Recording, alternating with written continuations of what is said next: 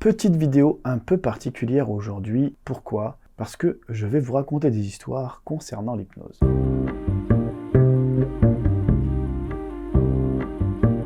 Ouais, j'ai fait une petite intro un peu mystérieuse, et c'est pas pour rien. Parce que la vidéo d'aujourd'hui, elle va traiter de quelque chose qui à mon sens est super important. Est-ce que comme le disent tous les hypnotiseurs, et moi-même, on ne peut pas aller plus loin que ce que l'intégrité du sujet vous le permet, ou est-ce que c'est faux?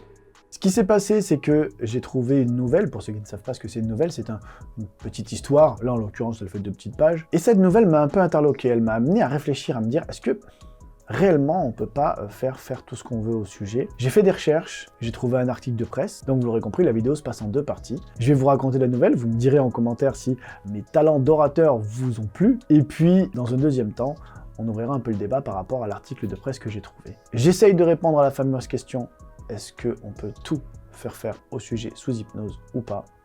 C'est parti. C'est l'histoire d'un homme qui marchait dans une rue sombre, un soir d'hiver, regardant le sol d'un air triste. En fait, il marchait en direction de chez son hypnotiseur, son hypnothérapeute. Il avait rendez-vous à 20h. Pourquoi il avait pris rendez-vous? Tout simplement pour arrêter de fumer et vaincre son anxiété. Il arrive chez l'hypnothérapeute, le docteur Maupassant. Il rentre dans le cabinet, le médecin le salue, lui demande comment il va, formule de politesse, tu connais. L'homme lui répond que ça va pas terrible en fait, parce que apparemment c'est pas la première séance, et il fume de moins en moins, mais ça lui manque de plus en plus. L'hypnotiseur lui propose de s'installer et de commencer la séance. Alors, Monsieur Georges, puisque c'est son nom, s'installe sur un divan rouge, fixe le docteur, et progressivement s'endort.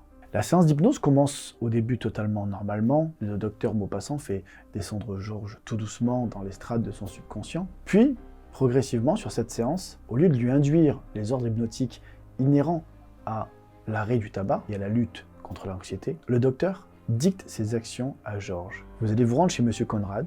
Monsieur Conrad apparemment est un riche homme d'affaires de la région. Donc, vous allez vous rendre chez Monsieur Conrad, demeurant au 12 rue des Peupliers. Vous allez prendre le couteau que je viens de glisser dans votre poche droite, et vous le poignarderez. Monsieur Georges, toujours sous hypnose, ouvre les yeux, se lève comme un robot et quitte la pièce. Sort de l'appartement du docteur Maupassant, descend les escaliers, arrive dans la rue. Il marche une dizaine de minutes et se retrouve devant la villa de Monsieur Conrad. Contourne la maison, casse une vitre, pénètre dans la cuisine, prend le couteau caché dans sa poche, monte tranquillement les escaliers, arrive dans la chambre de Monsieur Conrad et directement prend le couteau et lui plante dans le cœur.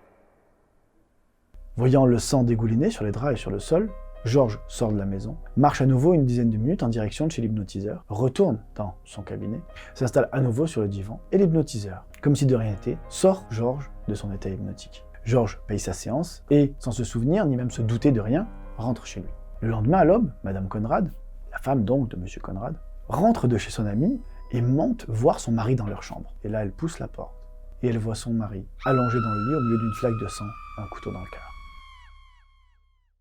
Au bout de quelques minutes, les policiers arrivent et eux-mêmes ne purent que constater le décès de Monsieur Conrad. Le responsable de l'enquête fait intervenir la police scientifique qui retire l'arme du corps de Monsieur Conrad, se met à faire une recherche d'empreintes, mais pas que.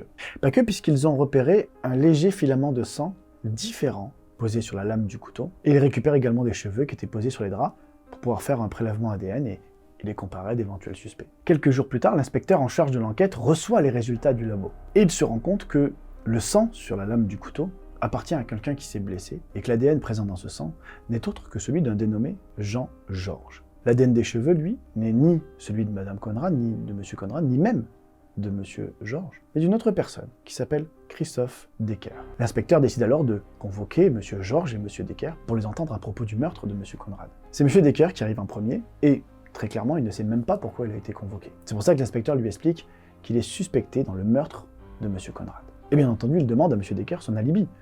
Où étiez-vous la soirée où Monsieur Conrad a été assassiné, entre 19h et 23h? Monsieur Decker explique que ce soir-là, il était chez lui, tout seul, devant la télé, mais qu'il avait commandé une pizza, et qu'il suffirait d'appeler la pizzeria et de parler avec le livreur pour confirmer qu'il était bien chez lui entre 19h et 23h. L'inspecteur montre alors à Monsieur Decker le couteau qui a servi à commettre le crime. Et à la grande surprise de l'inspecteur, Monsieur Decker le reconnaît parfaitement. Oui, c'est un couteau que j'avais trouvé dans une ruelle en me rendant chez mon hypnothérapeute. Et j'ai dû l'oublier là-bas puisque ce n'était pas le mien. L'inspecteur demande à M. Decker de rester dans le coin et de se tenir à sa disposition s'il a d'autres questions, et de le rappeler si quelque chose lui revient en mémoire. L'inspecteur accompagne M. Decker, et lorsqu'il revient, un de ses collègues lui fait signe que M. Georges est arrivé. Commence alors un deuxième entretien avec M. Georges, où de la même manière, il lui explique qu'il est soupçonné dans le meurtre de M. Conrad.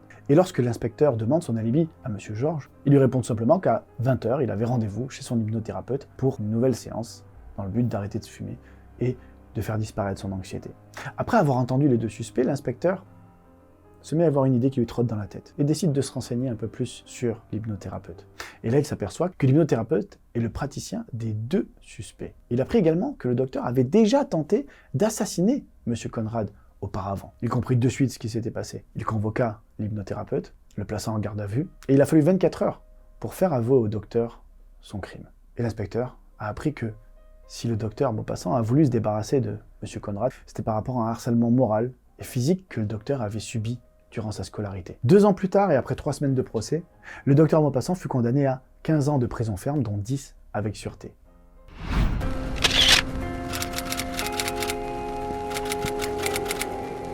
Bien sûr, comme je vous l'ai expliqué tout à l'heure, ce que je viens de vous raconter là n'est qu'une fiction, ça ne s'est jamais passé. Mais ça m'a amené à réfléchir. Et je me suis dit, est-ce que réellement un hypnothérapeute, est-ce que réellement un hypnotiseur, tout simplement, pourrait conditionner par l'hypnose quelqu'un pour commettre un crime, ou, allant plus loin, pour se laisser faire lors d'une agression. Et en fouillant, bien, j'ai trouvé un article qui a à peine un an, qui date du 23 octobre 2020, qui parle d'un hypnotiseur accusé d'agression sexuelle.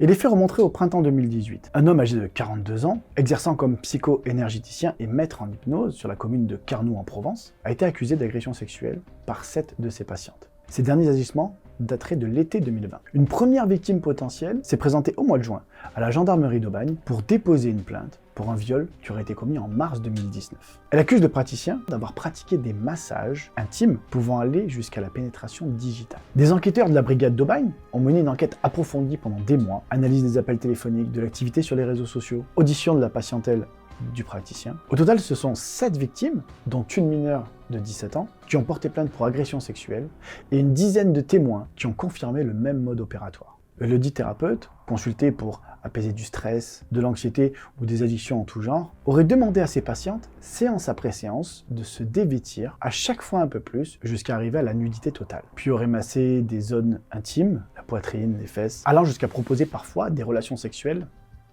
à but pseudo-thérapeutique. Interpellé à son domicile le 14 octobre 2020, l'homme a été placé en garde à vue. Et lors de son audition, dans un déni total, a assuré qu'il s'agissait d'une mauvaise interprétation de ses patientes. Et a bien sûr nié toute agression sexuelle.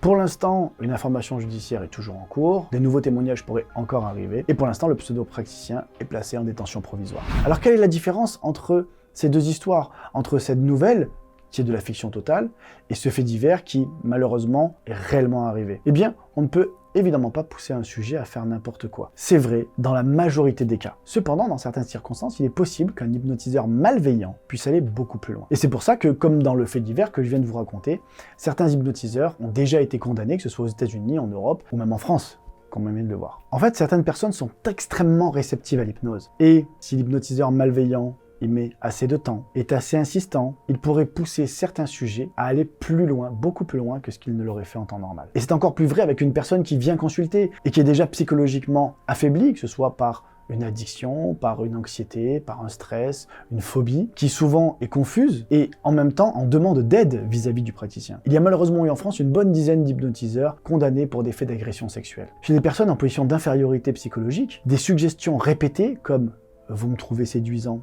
vous me trouvez désirable, peuvent inhiber les défenses conscientes habituelles et la capacité critique du sujet. On peut malheureusement mettre la victime dans une espèce d'état de dépersonnalisation passagère, dans laquelle, pendant un temps, elle ne peut s'opposer à la volonté du praticien. Même bien menée, une séance d'hypnose peut mettre un sujet légèrement dans un état de flou, lui créer même de faux souvenirs sur le court terme. Et vous vous doutez que c'est potentiellement problématique, car ça peut nuire aux victimes quand elles vont témoigner. Mais rassurez-vous, ces actes ne restent pas impunis, puisque, comme je l'ai dit tout à l'heure, des hypnothérapeutes ont déjà été condamnés pour ce genre d'agissement. Si on doit faire un bilan de cette vidéo, eh bien la réponse à la question « Est-ce qu'un hypnotiseur peut nous faire tout ce qu'il veut ?»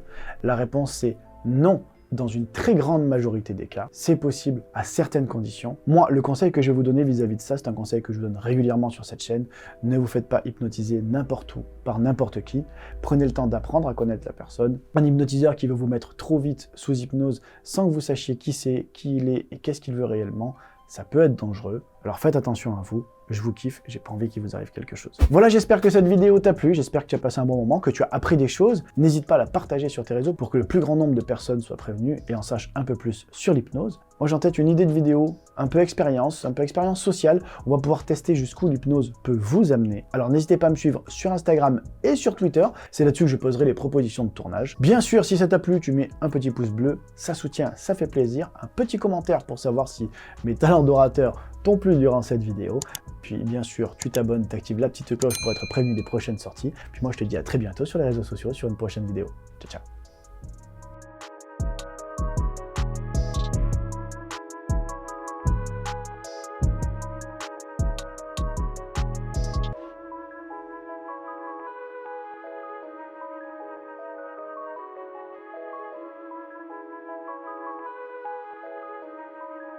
Les gars, sachez que l'expérience sociale que j'ai envie de tourner en début d'année va être folle, les amis. Vraiment folle. Suis-moi sur les réseaux. Suis-moi sur Insta et sur Twitter. Ça va être dingue.